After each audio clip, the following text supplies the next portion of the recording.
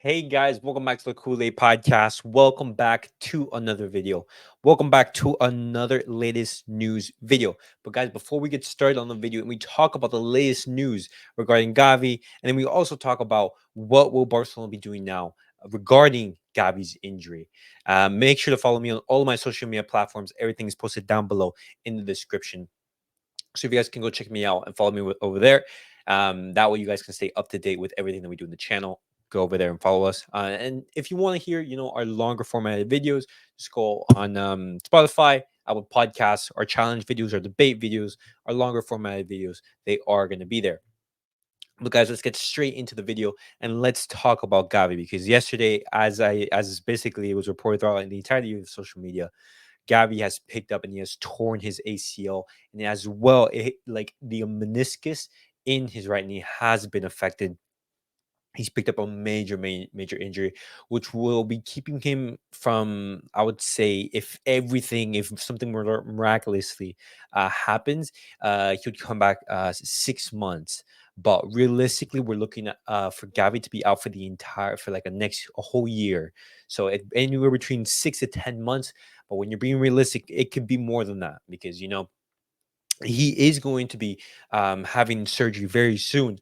But the process and the rehabilitation to get to 100%, that's going to take a very long time.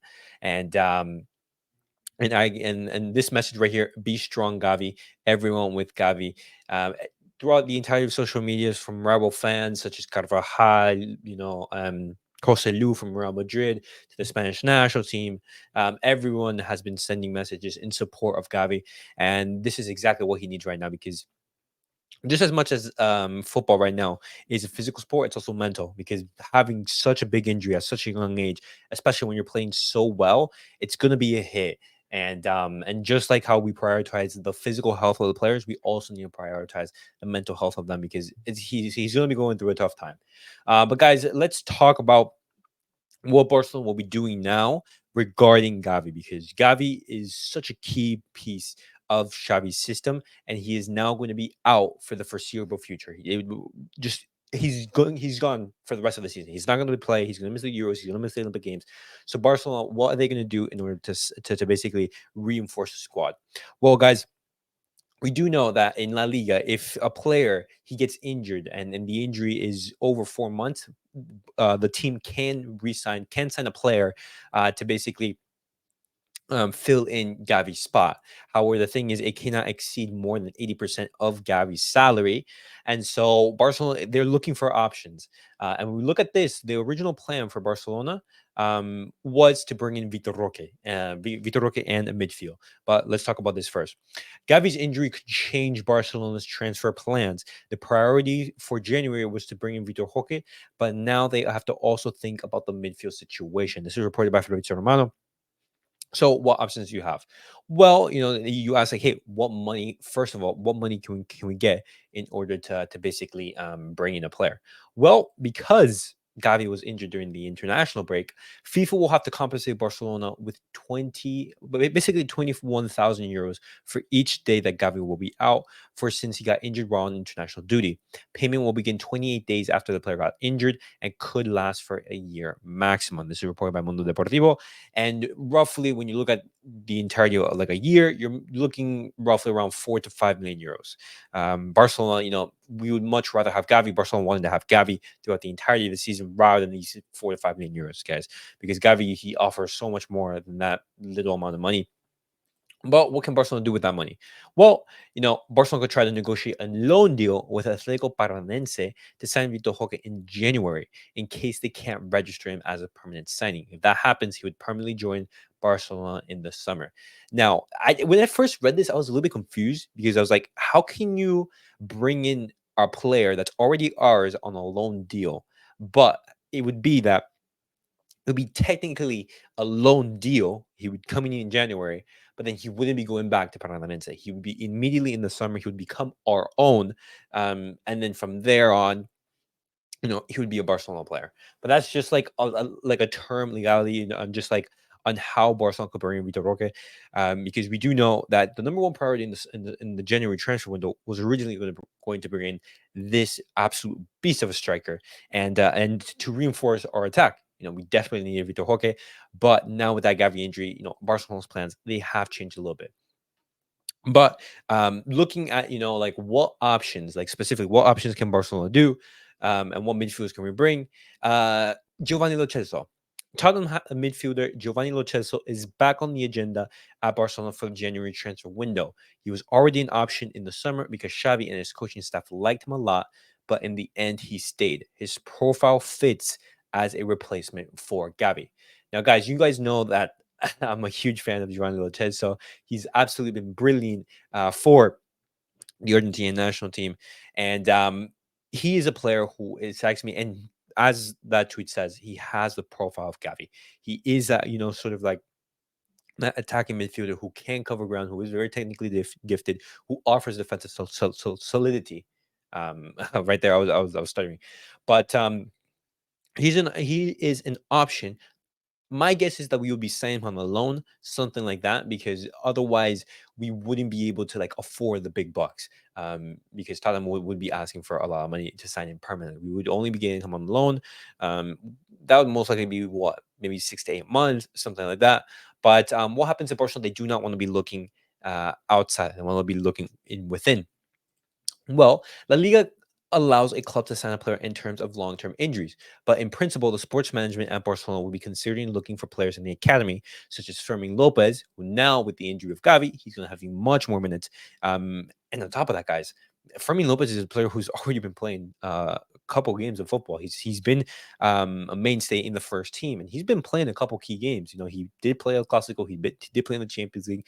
So now this is going to be a big season for Fermin Lopez. Hopefully, we can see him take advantage of that and basically improve as a player. But you also have Marc Calzado and Alex Garrido from Barca Athletic. These are two very talented youngsters. Just like this, Marc Calzado could be the player to replace Gavi. But the thing is, Marc Calzado is more of a pivot. He's not really like an attacking midfielder, and so would you rather sign a pivot, who can basically come and supplement Gavi, or, try to go for a replacement? But just to throw this out there, what happens if you don't want to look within and you just want to look, once again, to the players on loan or the players who, yeah, just like that, the players on loan? Well, Pablo Torre. Well, Pablo Torre does not count for Michel, Girona's coach. Barcelona could call him back in January following Gavi's injury. This is another option for Xavi and Barcelona. If they do not want to, bring up, for example, Mark Casado or a youngster from Barca Athletic, they could, and they do not want to sign anyone outside of the club. Well, you can always bring in Pablo Torre. But the thing is, Pablo Torre, he has not impressed at Girona. And if he has not impressed at Girona and Xavi has not counted on him before, why would Barcelona count on him now? And this information is just like it is an option, but I don't think it's the best option.